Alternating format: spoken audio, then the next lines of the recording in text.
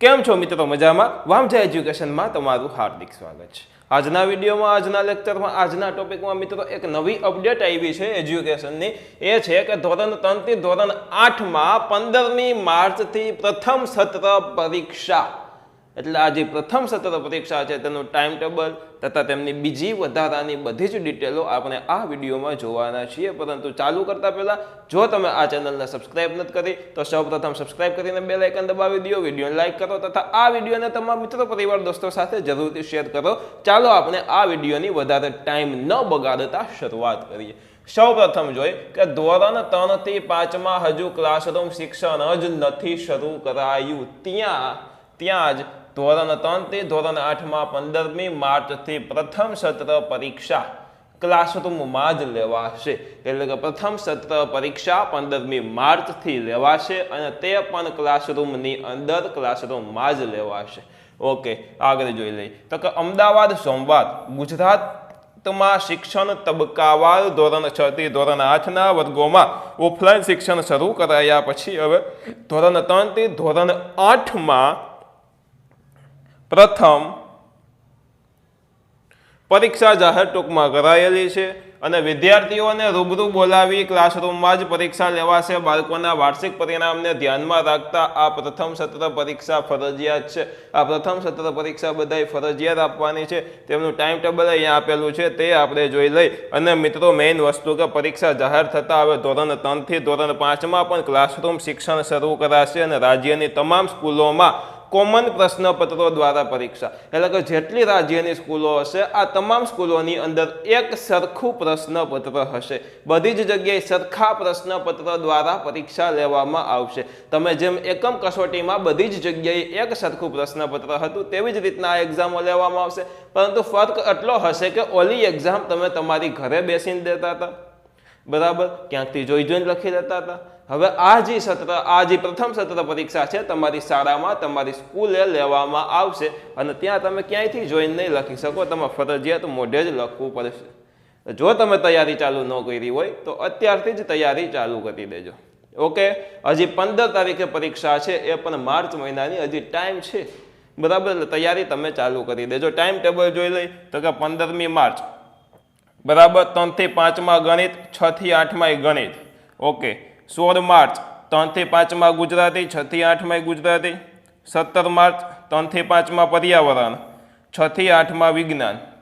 18 March ધોરણ 5 હિન્દી, ધોરણ 6 થી 8 સામાન્ય વિજ્ઞાન, સામાજિક વિજ્ઞાન, બરાબર. ઓકે, 19 માર્ચ ધોરણ 5 અંગ્રેજી, 6 થી 8 અંગ્રેજી. 20 માર્ચ ધોરણ 6 થી 8 હિન્દી, 6 થી 8 હિન્દી અને અથવા તો 6 થી 8 સંસ્કૃત, બરાબર.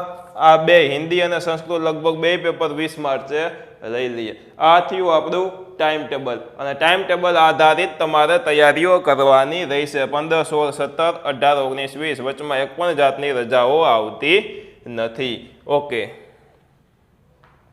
અને મિત્રો આ પરીક્ષા સ્કૂલે જ લેવાની છે. પરીક્ષા ઉપયોગી છે કે નથી ઉપયોગી પહેલા તો એ વાત કરીએ. તો કે મિત્રો પરીક્ષા ઉપયોગી છે. શું કામ? તો કે એક્ઝામ એટલે કે આપણી જાતનું સ્વમૂલ્યાંકન કરવા માટે આ એક્ઝામો લેવાતી હોય. તો આપણે જો વ્યવસ્થિત આપણી જાતે મોઢે પેપર ભરીએ તો આપણે આપણી જાતનું વ્યવસ્થિત મૂલ્યાંકન કરી શકીએ કે આપણને કેટલું આવડે છે ને કેટલું નથી આવડતું. એટલે પરીક્ષાને તમારે ઈમાનદારીથી આપવાની રહેશે. અને હા મિત્રો, એક બીજી અગત્યની વાત કે જો તમે જૂનાગઢમાં છો તો ટ્યુશનો ટૂંક જ સમયમાં શરૂ થવાના છે. જો કોઈને આપણા ટ્યુશનમાં આવવું હોય, વામજા એજ્યુકેશનમાં આવવું હોય તો જરૂરથી વામજા એજ્યુકેશનની મુલાકાત લઈ શકે છે. અને આપણે અત્યારે ધોરણ 5 થી 8 અને નવોદય કયું? તો કે 5મા ધોરણમાં તૈયારી કરીને 6ઠા ધોરણમાં જે તમે નવોદયમાં જાઓ તે નવોદય, તેની તૈયારી કરાવવામાં આવે છે. તો તમે જરૂરથી આવી શકો છો. રૂબરૂ મળીને તમારે અહીંયા મુલાકાત રૂબરૂ આવીને તમારે બધી પૂછપરછ કરવાની રહેશે. ઓકે મિત્રો, આજના વિડીયોમાં આપણે આટલી જ માહિતી આપવાની હતી કે ભાઈ ધોરણ 3 થી 5માં પણ હવે સ્કૂલો શરૂ થશે. બીજી એક અપડેટ કહું તમને કે મહારાષ્ટ્રમાં કોરોના કેસ એકદમ વધારે પ્રમાણમાં વધી ગયેલા હોવાને કારણે ત્યાંની શાળા કોલેજો ફરી પાછી બંધ કરવામાં આવી છે.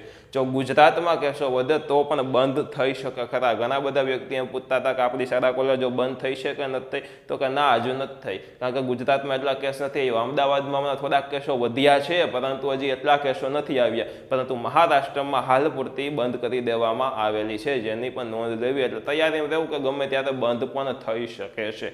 અને હા, અને પાછી એમ ન બેસતા કે ભાઈ આ સ્કૂલ કોલેજ પાછી બંધ થઈ જશે એટલે આપણે આ એક્ઝામની તૈયારી નથી કરવી. આની તો તૈયારી કરવાની છે. આ પ્રથમ સત્ર પરીક્ષાનું ટાઈમ ટેબલ આવ્યું છે, ગમે એમ પરીક્ષા તો લેશે જ, એટલે આની તમારે તૈયારી કરવાની છે અને ઈમાનદારીથી એ પેપરો તમારે આપવાના રહેશે. આપણે આ તમામ પેપરોના સોલ્યુશન બનાવશું, પરંતુ ક્યારે? તો કે આ ટાઈમ ટેબલ મુજબ જ્યારે તમારું પેપર લેવાઈ જાય ત્યારબાદ આપણે સોલ્યુશન તમારી સામે રજૂ કરશું. કદાચ પહેલા પેપર આવી જાય, શક્યતા છે ખરી, કારણ કે બધી જગ્યાએ એક સરખું પેપર રાખવાનું છે અને વહેલું પેપર આવી જાય. પરંતુ મિત્રો, આપણે તો પણ તેમનું વહેલા સોલ્યુશન નહીં મૂકવાના, કારણ કે ઈમાનદારીથી પેપર ભરવાનું હવે રહેશે. ઓકે, ફરી મળશું એક નવા વિડીયો સાથે. ફરી પધારજો. બાય, જય હિન્દ, વંદે માતરમ, આવજો, ધન્યવાદ. અને ફરી પાછું એકવાર કહું છું કે સબસ્ક્રાઇબ ન કરી હોય તો સબસ્ક્રાઇબ કરીને બેલ આઇકન દબાવજો, વિડીયોને લાઇક કરજો તથા આ વિડીયોને તમામ મિત્રો, પરિવાર, દોસ્તો સાથે જરૂરથી શેર કરજો. ધન્યવાદ.